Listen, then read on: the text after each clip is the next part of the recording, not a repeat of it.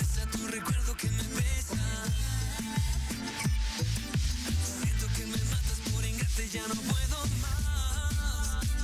Me tienen harto las historias de amor. Estoy cansado, se apagó la ilusión. Es momento de curarme la ceguera. Estás escuchando Proyecto Radio MX con sentido social. Las opiniones vertidas en este programa son exclusiva responsabilidad de quienes las emiten y no representan necesariamente el pensamiento ni la línea editorial de Proyecto Radio MX. ¿Vives en un condominio? ¿En un fraccionamiento? ¿Quieres comprar o vender tu casa? ¿Conoces tus derechos? Bienvenidos a Vámonos Derecho. Diálogos jurídicos y algo más. Un programa conducido por el licenciado Lucio Castillo, en el que abordaremos temas de interés para que vivas y convivas mejor. Excelente. Comenzamos.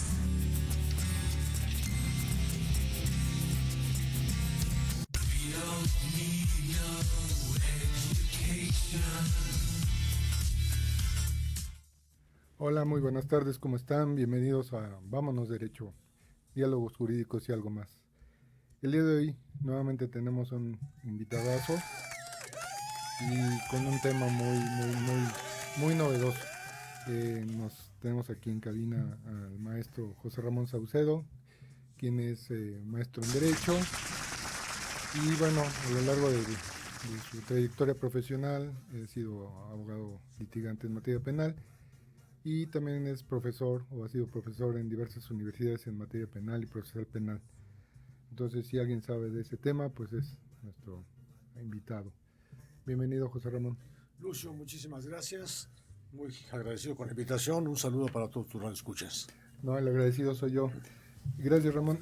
Y habíamos comentado fuera de la cabina, el que nos acepta la invitación, pues este procedimiento, aunque se llama nuevo, ya tiene algún tiempecito que salió, pero como todo proceso tiene altibajos en su implementación. En este caso nos dirás cuánto tiempo lleva de nuevo y en qué consiste este proceso penal acusatorio, porque también aquí viene un tema interesante y por eso a mis queridas personas que nos escuchan, que sepan que hoy ya tampoco cualquier abogado lo puede llevar. Así es. Antes, pues un abogado con su cédula de licenciado en Derecho, pues llevaba todo tipo de asuntos, ¿no? Penales, civiles, mercantiles, pero hoy ya está muy acotado esta parte precisamente porque el abogado que te pueda defender, pues tiene que ser muy conocedor de ese procedimiento, de lo contrario, pues va en tu perjuicio, ¿no? Que te quedes, Así ¿no? es. Pero platícanos, José Ramón, ¿cuál es el antecedente de este nuevo proceso penal que te digo, le llaman nuevo, pero ya lleva algunos añitos, ¿no? Así es. Mira, primeramente, ya agradecí la invitación.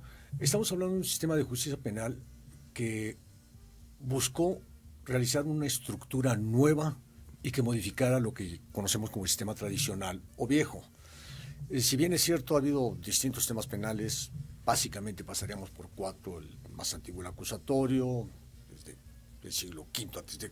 y abarca hasta la Edad Media aproximadamente. Viene el inquisitivo y luego se asentó después del inquisitivo uno llamado mixto, que era una mezcla entre el acusatorio y el inquisitivo, tratando de recoger las ventajas de uno y otro. Claro. Y fue el que se abonó por muchísimo tiempo, gran parte de Europa, el continente americano, y duró hasta finales del siglo pasado. Y entra este nuevo sistema de justicia penal en el que lamentablemente no hay nada nuevo bajo el sol. Se trata de incorporar figuras recientes y las viejas darles un lustre, un respeto como es debido. Esto es, pese a la innumerable cantidad de críticas que pueda haber en relación a uno o a otro, en este nuevo sistema de justicia penal hay conceptos que ya existían y lamentablemente no se utilizaban. Ok. Ahorita, O sea, lo único que lo pusieron en el contexto para que ahora sí los uses, ¿no? Ahora los usen y darle mayor realce a otras figuras. Pero vamos por partes. Como tú dices, fue un sistema que técnicamente arranca con reformas constitucionales del 2008. Pero aquí sí, aunque los tiempos de radio sean muy exigentes, aquí sí hago la referencia. Los juristas detractores, no del sistema, de las formas, detallan que esta fue una imposición del gobierno de los Estados Unidos desde 1993 con el Tratado de Libre Comercio. Ellos tenían la inquietud de, bueno, vamos a invertir, nos vamos a conducir de igual a igual como socios, pero yo no confío en tu sistema de administración de justicia, es ineficiente y es corrupto. Entonces lo imponen como obligación. Al margen de que esto sea cierto o no, que hay una ola fuerte que lo sustenta, se señala como fecha el 2000, para variar, aquí todo lo dejamos a último momento, se tuvo que prorrogar, y en 2008 se hacen reformas constitucionales muy importantes, artículos 16, 17, 18, hasta el 22, todos los que atañen a la figura penal, y le dan cabida a este proceso de justicia penal. Ramón, nos dice el productor que nos vamos a un pequeño corte. Sí, claro. Ahorita que regresemos nos explicas cuál es esa gran diferencia, ¿no? Digo, aparte de las formas que acabas de comentar. Así es. Regresamos en un momento.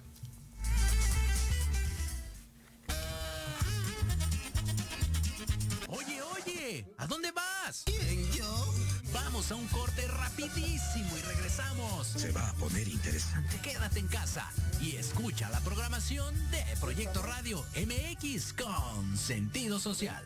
La chulada. ¡Ah! ¿Buscas un espacio para respirar la política de forma diferente? Voy a cuidar mi cartera. ¿Harto de informarte todos los días con las mañaneras? Me canso ganso. ¿Ya no le crees nada a las mismas voces viejas y cansadas de siempre? Un presidente no creo que se levante pensando cómo joder a México. No le busques más. Metropolítica es para ti. Hombre, unos genios. Todos los martes a las 8 de la noche entraremos directito en tus oídos para zorrajarte lo más relevante y divertido de la vida pública, nacional e internacional. Inclusive que te sientes a mi lado. Solo aquí, En Metropolítica, el análisis que nadie pidió. No fue albur, no sean así. Por Proyecto Radio MX, con sentido social. ¿Quieres un espacio donde puedas ser tú y compartir todo lo que te sucede, piensas y sientes? Llegaste al lugar indicado.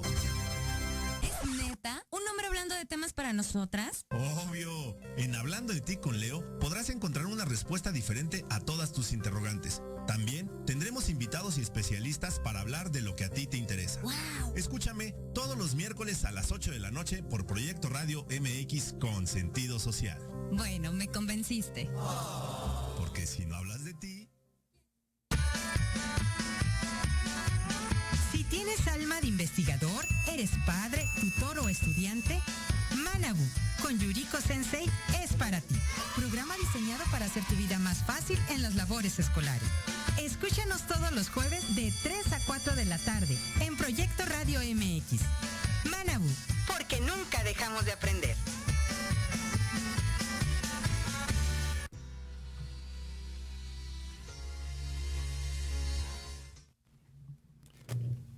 Pues ya estamos de regreso, maestro José Ramón. Entonces quedamos que ya estaban incorporadas y que se hacen unas reformas constitucionales para pues que esto comience, ¿no? Así es. Buscan un acceso a la justicia mucho más transparente, más limpio. De entrada, los objetivos primordiales, que la gente avesada en este sentido va a decir, bueno, son los mismos: esclarecer la verdad de los hechos, proteger al inocente, que se sancione al culpable, pero a todos estos objetivos se les da un nuevo matiz, con el interés de, ahora sí lo voy a cumplir, ahora sí le voy a dar un seguimiento puntual y restricto, voy a respetar los derechos humanos, que es un tema que está muy de moda ahora. Ay, perdón que me acuerdo, entonces antes estábamos con el tema de las leyes indias, ¿no? De Así hágase, es. pero no se cumpla. Sí, una letra muerta. Mira, para Ok. ser muy puntual en ese sentido y sin menoscabo de las bondades que presenta el sistema, que no son menores, pero sin hacer este menoscabo. Este llamado principio, porque se rige por una serie de principios, unos 10, que realmente los trascendentes son unos 5 o 6, el llamado principio de presunción de inocencia. Una persona, un imputado, un sujeto acusado, debe ser tratado como inocente desde que inicia el proceso hasta que concluya con una sentencia que indique que es responsable. Bueno, tú como abogado sabes perfectamente que desde antes esta apreciación era la apreciación legal, pero era letra muerta. Claro, sí. Letra muerta, el acusado tenía que hacer esfuerzos desesperados por demostrar su inocencia y no el antiguo Ministerio Público o llamado fiscal por demostrar su culpabilidad. Entonces, esto no varió, pero ahora se persigue darle cumplimiento puntual, muy preciso, y no deja de ser algo sano, no deja de ser positivo, pero no podemos menoscabar que el sistema tradicional también contaba con esa figura. Claro. Existía la disposición de en caso de duda, absolverse, el llamado indubio pro reo. Bueno, esto existe desde el sistema tradicional anterior, pero las autoridades jurisdiccionales no lo aplicaban. El juez tenía duda y decía, mira, por mientras condeno. Mejor lo condeno. Mejor claro, condeno y ya una instancia superior se hará cargo de revisarlo. Lo que pasa es que, bueno, desde antes, pero hoy más que nunca también existe una presión, valga la expresión, una presión pública, ¿no? Sí. Y incluso, desafortunadamente, muchos medios de comunicación hacen que se prejuzgue, ¿no? Sí. Esa inocencia, ya está culpado por quien conduce el programa de televisión, ya lo condenó, ya para él es culpable, cuando ni siquiera inicia un proceso. Y bajo esa presión pública, social, también los jueces supongo que se ven presionados, malamente, pero se ven presionados a decir, bueno, pues mejor me voy por la culpabilidad, porque si lo dejo libre voy a tener alguna sospecha de Así es. alguna corrupción. No solamente la presunción de una corrupción, no solamente un linchamiento mediático, sino en ocasiones consecuencias más drásticas en su persona, en su trabajo, etcétera. Mira, hacía yo alusión hace un instante a los principios. Uno de los principios rectores de este nuevo procedimiento es el principio llamado de publicidad, en donde todo tipo de actuación judicial debe ser pública. Okay. Esto es, antiguamente entraban a la audiencia los interesados, el acusado que estaba encerrado, su defensor, quizás iba la esposa o el papá del acusado y una mínima cantidad de personas en una barandilla. Hoy día hay incluso lugar específico para acceso al público, estudiantes de derecho, medios de comunicación, personas de la sociedad en general, representantes, salvo las excepciones que la ley distinga para un buen funcionamiento de la audiencia, que no se altere el orden, que no haya situaciones ajenas al desempeño de la actividad jurisdiccional. Pero esta publicidad es sana porque se evita esa presión mediática, claro. Opiniones, atinadamente señalaste, es una presión de los medios de comunicación que es cierto que tienen el deber y el derecho de informar, pero debe estar acotado. Claro. O sea, no todo puede ser informado, no todo debe ser informado y no todo puede ser prohibido, no es materia de seguridad nacional ni cosa por el estilo, ¿no? Estoy totalmente de acuerdo. Digo, y desafortunadamente para mucha gente que era inocente, pues con esto pues se iba a un largo tiempo de encierro, ¿no? Porque incluso el término, ¿no? de los centros de reclusión no es para los sentenciados, ¿no? Que desde entonces estábamos mal.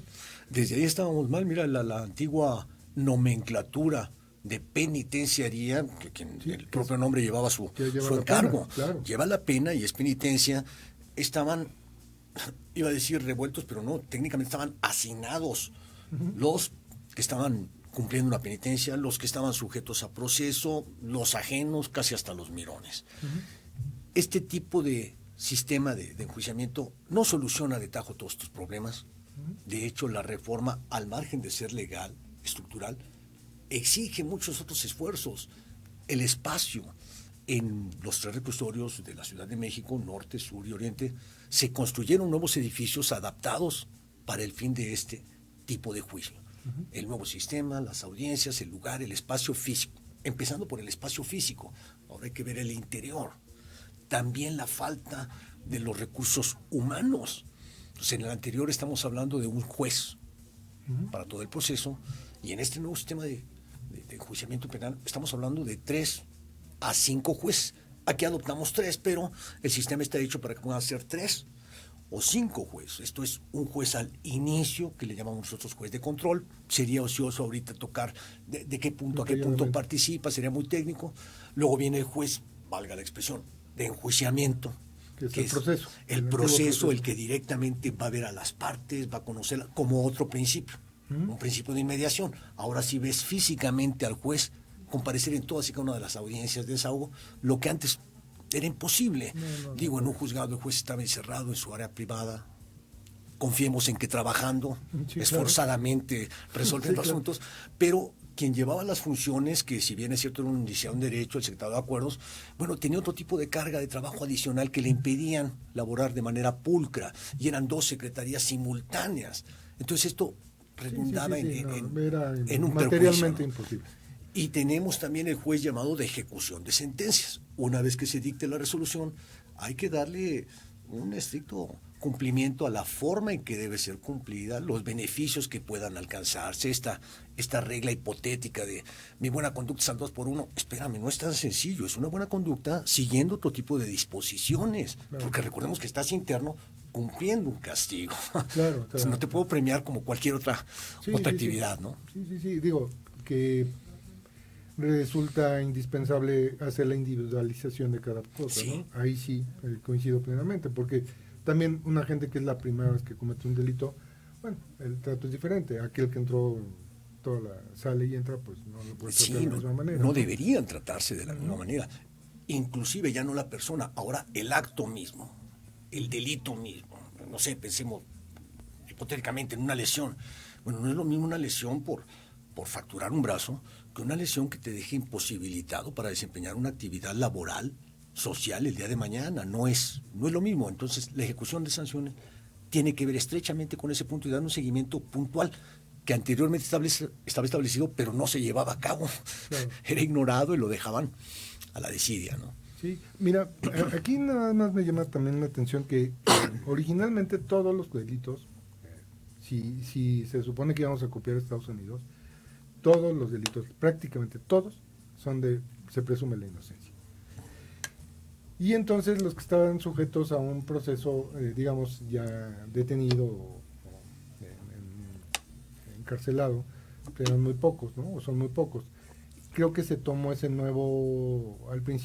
principio. Sin embargo, nuevamente creo, y esta es una presión muy personal, que a través de la presión mediática, que salían y que todo el mundo estaba afuera, nuevamente empiezan a presionar para que ahora sean otra vez más cantidad de delitos los que no alcancen ese beneficio de llevarte el proceso fuera y entonces volvemos a lo mismo. O sea, antes eran 2 delitos y entendibles, ¿no? Un homicidio, pues sí, tenías que estar ahí, pero otros no, y de repente pues empieza la presión social. ¿Por qué salió? Pues porque no ha terminado de demostrarse que es culpable, nada más por eso, ¿no? Mira, en ese sentido, digo, ya señalé hace rato, los tiempos en radio, en televisión son muy exigentes, pero hay que hacer la referencia para dar un panorama un poquito más completo. Aquí es un ejercicio de política criminal. En nuestro país, por tradición, la política criminal es pobre. Los estudios son pobres, por no decirlos amablemente mediocres. Se han tenido unas ideas totalmente equivocadas al respecto. La política criminal abarca cuestiones desde el seno materno, de educación, de valores, respeto, pulcritud, y luego entramos a un ámbito social. Pero aquí se trabaja sobre la mira de mayor penalidad y con eso se abate la delincuencia. Es algo absurdo. Mira, tú eres abogado, Lucio, y aproximadamente hace 30 años un delito de homicidio tiene una pena de 20 años de prisión. Y hoy día un delito de homicidio con ciertas agravantes puede alcanzar 80 años de prisión.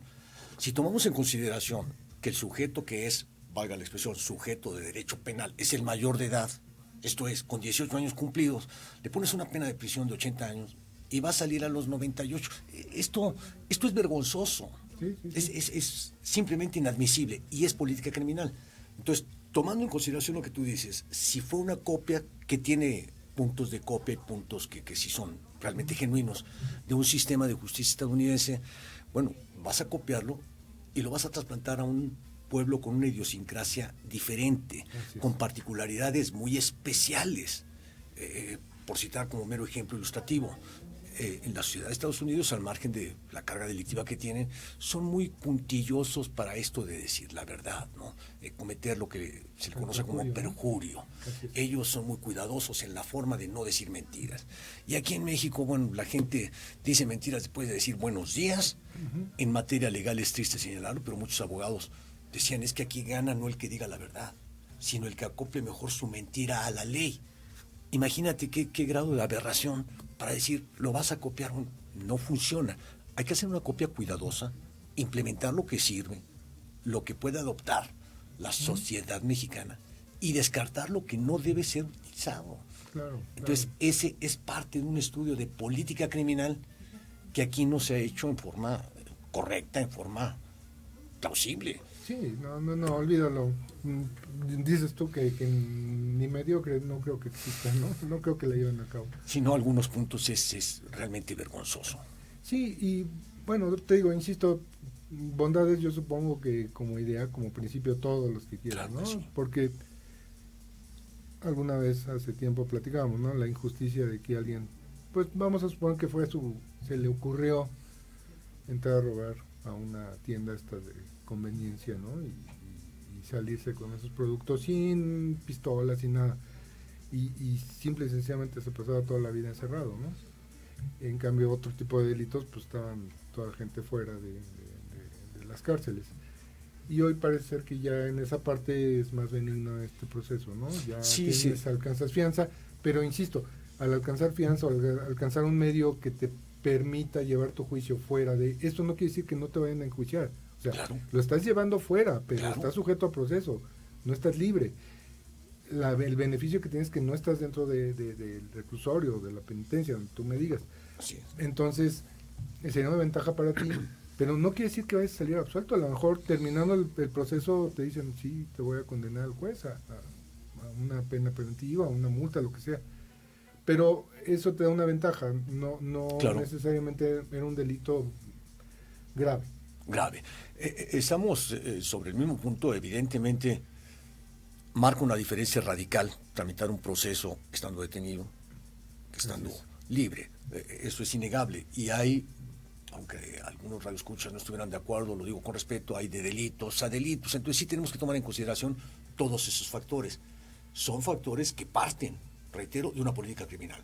Ahora, el día que haya buena política criminal, ahora aplicarla de manera correcta, porque esta situación que tú señalas, bueno, entra y sale, como fue en distinto estado, en distinta alcaldía, no podemos etiquetarlo como reincidente, también es algo atentatorio. La gente lo que busca es seguridad, lo que busca es que se abata la impunidad, que no sean asaltados, tomando en consideración todos los puntos sutiles o finos como el que señalas. Una persona, por el motivo que sea, dispuso sin violencia, sin ningún tipo de agresión, debe tener un tratamiento diferente, mucho más benigno, en ocasiones incluso contradictorio a lo que algunos ciudadanos querrían. Algunos ciudadanos dirían, no, él robó y enciérralo.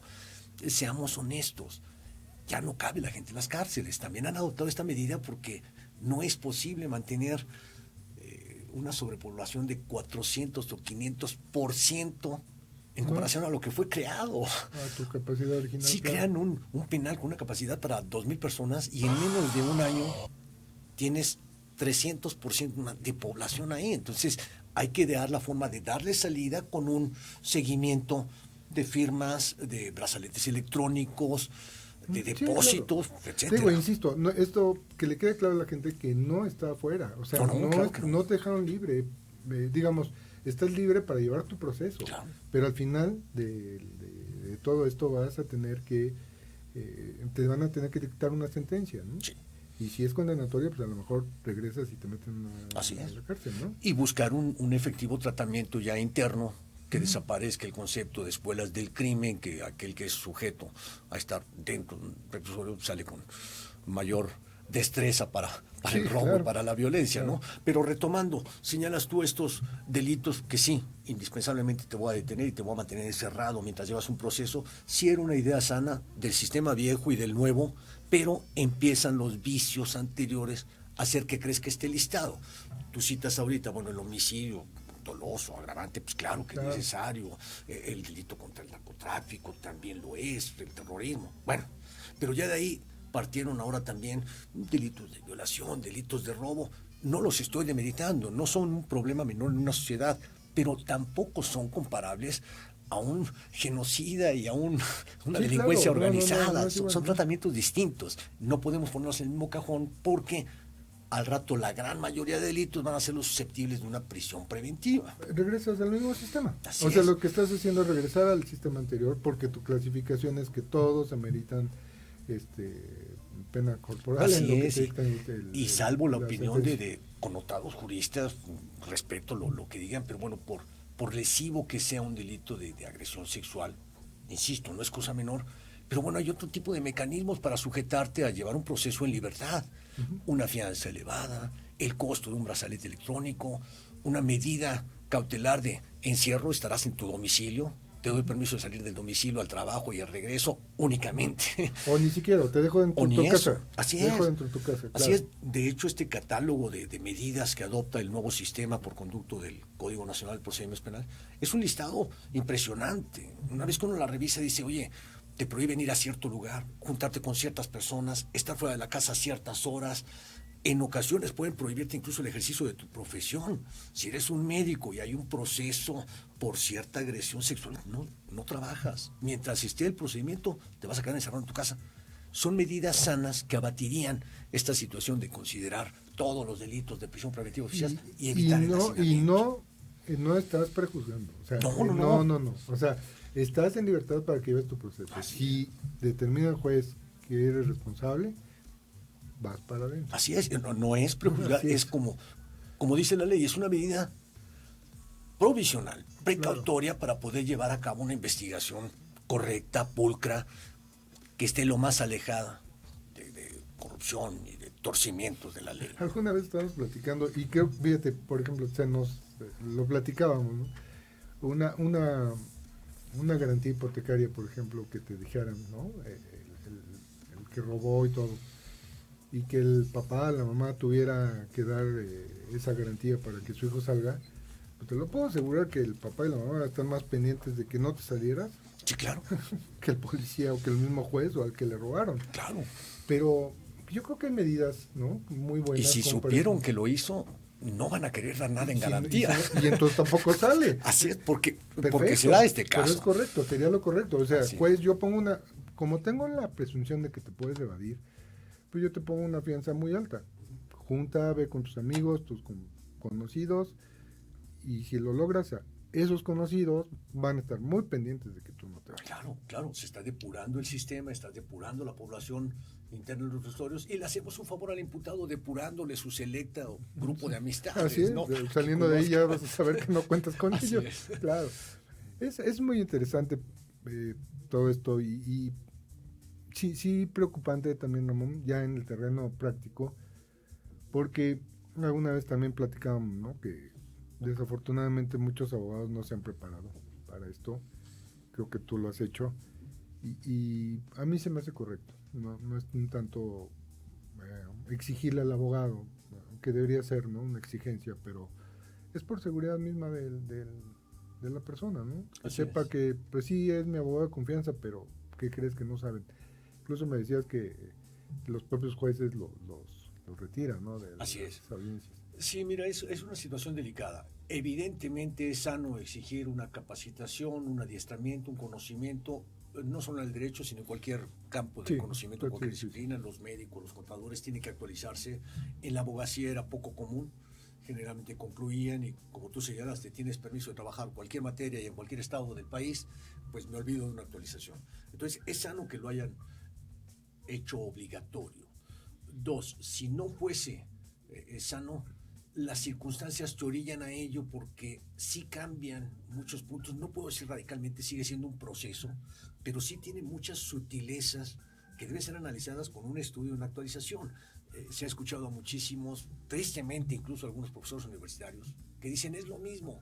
Lo que antes era averiguación previa y carpeta de investigación, lo que antes no es así de fácil. Sí tienen sus diferencias torales cada etapa. Claro.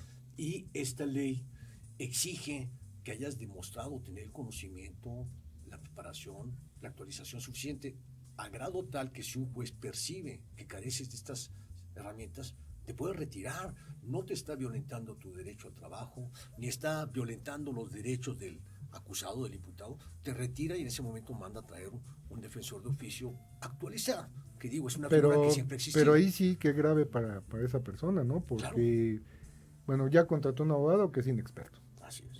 Y después le traen el de oficio. Y el de oficio puede ser muy bueno, pero no eres el único asunto que lleva. Lleva 10,000 que también los cargan de trabajo, y entonces no te va a brindar la atención a tu asunto como te lo brindaría el abogado de tu confianza, ¿no? Al menos el de confianza, o uno que si estuviera capacitado. Mira, la figura del defensor de oficio, yo le tengo mucho respeto y soy honesto al decir esto, aunque en ocasiones haya hecho algún otro comentario que pudiera dar a entender lo contrario. Lo que pasa es que habemos de todo en la Viña del Señor. En el sistema antiguo o tradicional que se llama, el defensor de oficio era muy vilipendiado porque la carga de trabajo realmente era insultante, era insufrible. Sobrepasaba, claro. Así es imposible que él conozca 200 expedientes, ya no de memoria, conocerlos por encima y trabajar en ellos era muy complicado. Ahora tienen dosificada la carga de trabajo, sigue siendo enorme, sigue siendo muy alta, pero bueno, ya está un poquito más matizado esta carga de trabajo.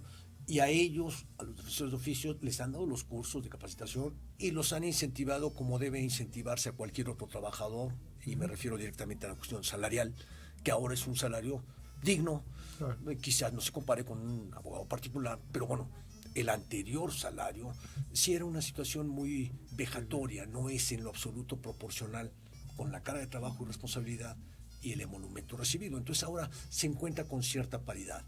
Al margen de esto, surge en este nuevo sistema de proceso penal una figura llamada de asesor de la víctima, y bien o mal descarga un poco la carga de trabajo del fiscal, porque hay por ahí una dualidad quizás positiva. Algunos tratadistas dicen que es criticable, yo me adhiero a esta opinión de que es criticable, porque pueden encontrar intereses opuestos entre el fiscal y el asesor de la víctima. Pero bueno, ahorita para efectos prácticos, cuando menos son dos personas más que están atendiendo precisamente al sujeto que fue lesionado en sus derechos. Entonces se reparte, se distribuye. Claro. Entonces tenemos ya la figura del fiscal, que era el equivalente con la proporción guardada del Ministerio Público. Así es. El asesor de la víctima, que es precisamente el sujeto al que le produjeron el delito, ¿no? La persona que materialmente se le dio el delito. Así es, la víctima materialmente lo resintió y cuenta con un asesor, debido a que la carga de trabajo del fiscal se ciñe exclusivamente a las cuestiones procedimentales, y la víctima dice, bueno, pero ya castigaron a quien me pegó, pero no me reparó mi daño. Claro. Ya lo encerraron, pero no me devolvieron mi teléfono celular. Cosas de ese tipo. Ese es el otro tema interesante, porque sí, como víctima también pues atienden tus derechos, y al final también es muy complicado, ¿no? Porque, ya a la persona que cometió el delito le aplicaron la sanción. Pero, ¿y yo qué, no? ¿Me robó? ¿Y dónde están mis cosas? ¿No? ¿Cómo logro esa parte? ¿Esa es la función específica del asesor? Si no específica, se apoya mucho en él, porque este procedimiento, dentro de sus principales objetivos, evidentemente el primero era esclarecer los hechos, esclarecer lo que llamábamos la verdad histórica, que son conceptos que cualquier abogado distingue, aplaude o critica. Verdad histórica es una, verdad legal otra. Entonces, lo que buscamos es una verdad histórica, aunque tenemos que conformarnos con una verdad jurídica. Entonces, se busca esclarecer los hechos en cuanto a la verdad jurídica. 2, que no quede impune el delito, que se sancione al responsable de haberlo cometido, que no se castigue a un inocente, porque esta expresión, en el sentido de que los procesos están llenos de gente inocente, no la comparto al 100%, sí hay mucha gente inocente, pero no todo. Y 4 objetivo era reparación de daño, que antiguamente quedaba de soslayo, ya era lo último, como tú señalas, bueno, encerraron al sujeto, pero ¿y mi coche qué pasó? No, ahora se está buscando una reparación del daño. Tan se le da cierto peso en este sistema que hay mecanismos alternativos de solución donde preponderantemente arreglamos primero la reparación del daño y luego vemos lo demás. Porque es sano hacerlo. Tú señalabas, bueno, una tienda que no sufrió mayor agresión física, que no hubo violencia, sustrajeron un paquete de camisas y se las llevan de la tienda. Bueno, lo primero es la reparación de daño y ahora vamos a darle el seguimiento específico. A ver, aquí hay de acuerdo a la época que yo estudié, una diferencia entre la cuestión civil y la cuestión penal. Eminentemente, para mí, la reparación de daño viene siendo una cuestión de carácter civil. Aquí, aunque venga producida por un delito, aquí el juez de lo penal tendría esas facultades adicionales, digamos, es una ampliación de facultades que en ese ámbito puede hacer el quien decida sobre la parte civil. No, mira, está más encaminado al objeto mismo, a la evaluación pecuniaria que se haga, y el campo civil es el que es más amplio, por ello el juez especializado en esa área sería el civil, porque ahí podemos hablar en daño en el sentido amplio de la palabra, aquello de lo que me privaste y de lo que me vas a privar en lo futuro, ¿no? Digo, yo te quito el teléfono, te ocasiono un daño económico de, no sé, 10,000 pesos, pero tú vas a recibir 2 llamadas importantes el día de mañana y una contratación, eso civilmente se puede analizar y es el perjuicio. Y aquí en materia penal es únicamente el daño en cuanto a la cuantificación. ¿Y quedarías a salvo tus derechos para después cuantificar el perjuicio? El perjuicio quedan a salvo y los haces valer en vía civil, y aquí es únicamente el daño. Mi productora, José Ramón, quedamos un corte, claro, y ahorita platicamos para terminar ese tema del perjuicio. Gracias, amigos. En Proyecto Radio MX, tu opinión es importante. Envíanos un mensaje de voz vía WhatsApp al 55 64 18 82 80 con tu nombre y lugar de donde nos escuchas. Recuerda, 55 64 18 82 80. Ahora te toca hablar a ti.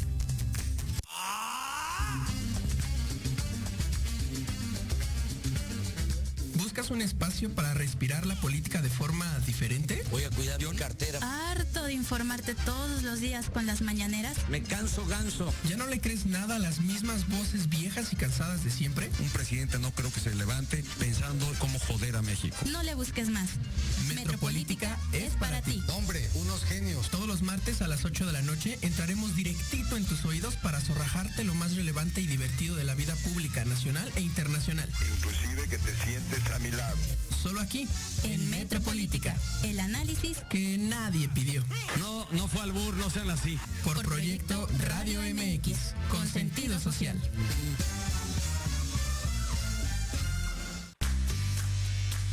¿Qué tal? Te saluda tu amiga Mari Séptimo y te invito a que juntos generemos el combustible para tus mañanas. Escuchando Charlando con Mari, todos los sábados de 11 a 12 a través de Proyecto Radio MX, la estación con sentido social.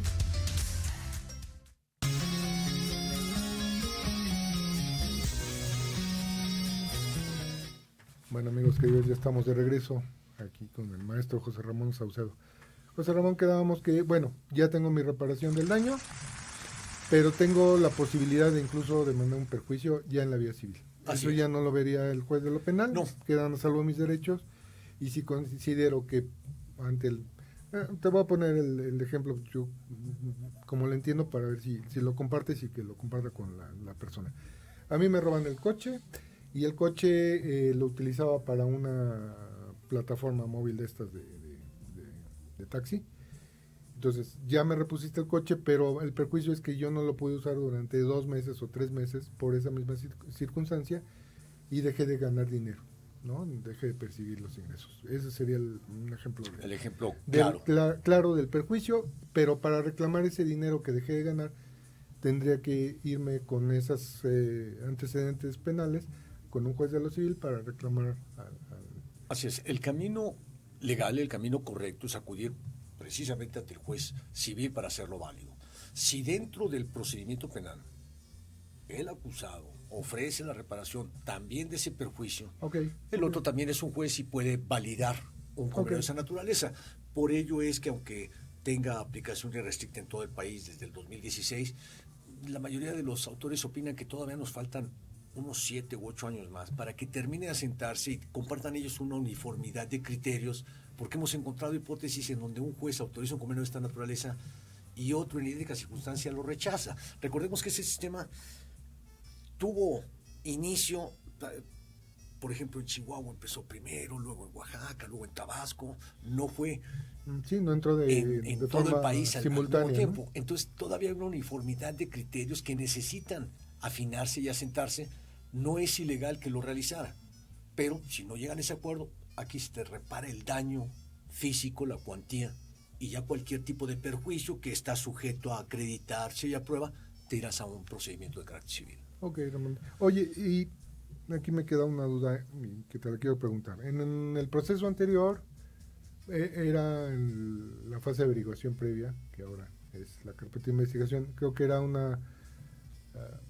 etapa muy importante, pues a partir de ahí podías tú tener esa libertad o no, aportándole elementos al propio Ministerio Público.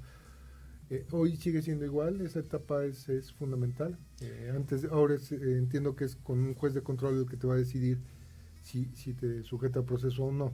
Así es, pero sigue siendo trascendente porque dentro de estos cambios que te digo que algunos no arrojan nada nuevo, una modificación, una implementación más adecuada, subsiste todavía esa figura. Uno puede comparecer ante el primer juez, que es el juez de control, y de manera inmediata señalar los elementos que arrojarían una descarga probatoria, lo que antes se conocía como término constitucional, que aún subsiste. Hay la duplicidad de término precisamente para desacreditar los datos de prueba que han sido señalados por el fiscal, desestimarlos y obtener una resolución mucho más favorable. Digo los datos de prueba, decía hace un rato, que no vamos a entrar en las sutilezas, porque ya ves que ahora es dato de prueba, medio de prueba, tienen pequeñas aristas de interés para comentarlo, pero básicamente nos referimos a los elementos con los que ya cuenta el fiscal, el antiguamente Ministerio Público, ¿no? Correcto. Y sigue siendo ya ante un juez. O sea, Así todos es. esos elementos, el término constitucional, tú lo vas a hacer valer ante un juez. Así es. Y si el juez analiza en ese momento que verdaderamente no hay ninguna prueba que te vincule, pues en ese momento te dejará. Así es, en ese momento puede dictar una resolución de libertad por falta de elementos o en su defecto para prever y guardar ciertas formas, señalar un término que es lo que comúnmente han estado haciendo, un término de investigación complementaria. Esto es, las fases en este procedimiento inicia con la primera etapa y hablamos de una investigación inicial, que es desde que tienen conocimiento del delito la autoridad, el fiscal, realiza ciertas diligencias indagatorias y lo pone a presentación del juez, pero señala, requiero de más tiempo para allegarme de estos elementos, entonces le asigna un periodo de investigación complementaria y ya desde ese momento el imputado puede tener participación directa, se le tiene que hacer de conocimiento el tipo de investigación, el periodo de investigación, para que él a su vez se encuentre en una igualdad para con el fiscal, que es uno de los principios de este proceso, el de igualdad de partes. Claro, oye, Ramón, pero ¿qué pasa con esta nueva figura que es el asesor de la víctima? Y digamos que un juez dice, ok, yo dictamino o declaro que no tienes responsabilidad, ¿qué va a pasar con el asesor de la víctima? Va a decir, no, yo sí considero que sí. Mira, es en extremo interesante, sobrarían los ejemplos al respecto. Yo siempre he señalado, como ciertos autores, que no es una figura del todo sana, porque al momento que tú dictes una libertad para un eventual imputado, bueno, a lo mejor estás violando el derecho de la víctima, o viceversa, por hacerle caso a la víctima estás violentando. Entonces, debería estar totalmente unificado fiscal y asesor de la víctima. En mi opinión, casi debería prescindirse de la figura del asesor de la víctima, salvo las excepciones de la ley. Claro. Delitos en que la víctima es uno y el ofendido o el titular del derecho es otro, ahí sí creo que cabe hacer una distinción, porque no podemos tratar todos a tabla rasa, no pueden ser iguales. Sí, porque incluso viendo el proceso norteamericano, pues el asesor más bien es una especie de policía, del detective, ¿no? Que le va complementando el trabajo al fiscal precisamente, y le va dando las aportaciones para que él robustezca su acusación, ¿no? Así es. Esa figura a mí me parece correcta, porque al final de cuentas no interviene directamente, sino es a través del fiscal, y es quien tiene los elementos o le puede aportar los elementos que va, tanto técnicos, ¿no? Científicos, etcétera. Así es. ¿no? Yo decía, no pueden ser iguales, y me refiero a los asuntos, no a las personas. Esta figura que indicas, aunque el principio de este proceso habla de igualdad de partes, sabemos que es una igualdad muy desproporcionada. Digo, la Fiscalía cuenta con todos esos elementos que tú indicas a su favor. Tiene peritos, tiene especialistas, tiene médicos, tiene legistas, tiene criminalistas, y el privado, el defensor privado, pues los va a costear a costa del bolsillo del imputado, si es un defensor público, puede hacer uso de los mismos que existen en la Fiscalía, pero volvemos a la saturación de la carga de trabajo.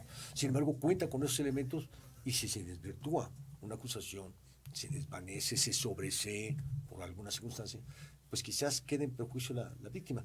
Tiene los derechos, de todos modos puede impugnar, puede hacer recursos como apelación, etcétera, pero ya es entrar en un grado de complejidad. Pero esa apelación no implicaría que sujeten a una prisión. O sea, él ya queda libre, así es. Apelaría, y en caso de que le resuelvan a favor, pues nuevamente vendrían por la persona, ¿no? Sí, porque la víctima, al margen de los perjuicios que pudieran causársele, tiene que tasar ese daño por haberle permitido salir al acusado, por haberle impartido mal una justicia en su concepto. No va a interrumpir la orden dada por el juez, en virtud de que el único que puede hacerlo, la petición correcta, sería el fiscal. El asesor tiene un grado de participación en el proceso, pero no es el rector en ese sentido. El ejercicio de la acción penal, la potestad de acción penal que existía antes, privativa para el Ministerio Público, ahora sigue siendo del fiscal. La ley habla, el Código Nacional de Procedimientos habla de una acción penal particular. Está muy sujeta, entre comillas, ¿no? Es la detención de una persona 100% en flagrancia, pero la acción penal per se únicamente la puede ejercitar el fiscal. Oye, y todas las demás figuras siguen igual, el policía ya no es la policía judicial, ahora es policía de investigación.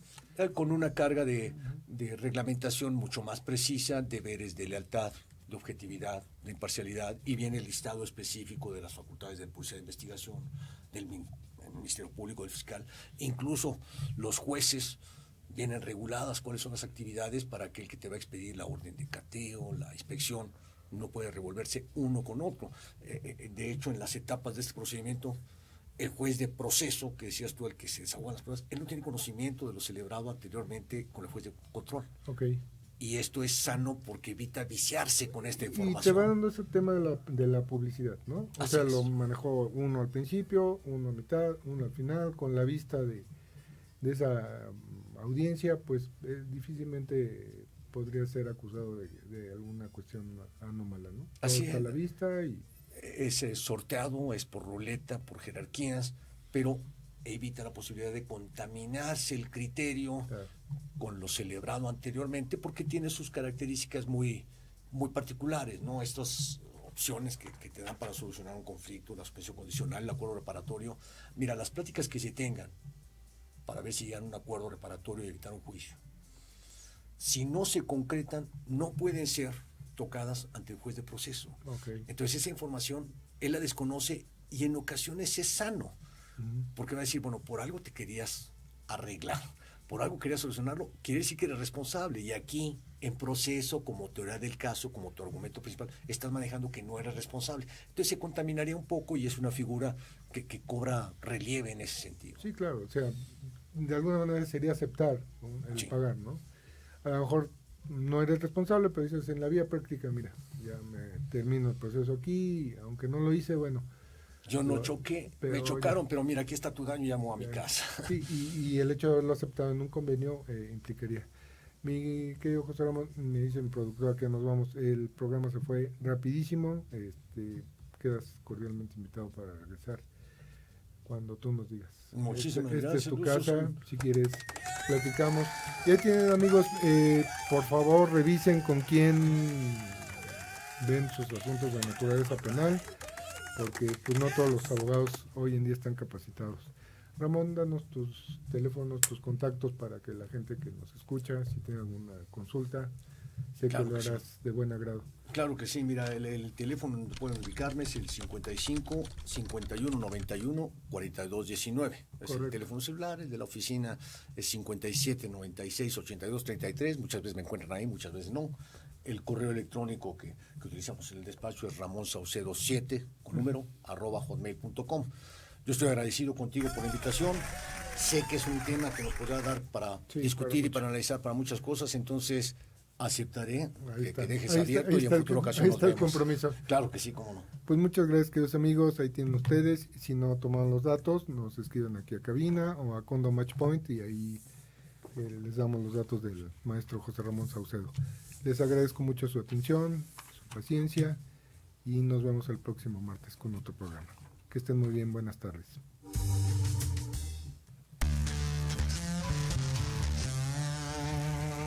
Gracias por escuchar Vámonos Derecho. Estamos también en redes sociales como Condomatch Point. Te esperamos el próximo martes a las 5 de la tarde a través de Proyecto Radio MX con sentido social.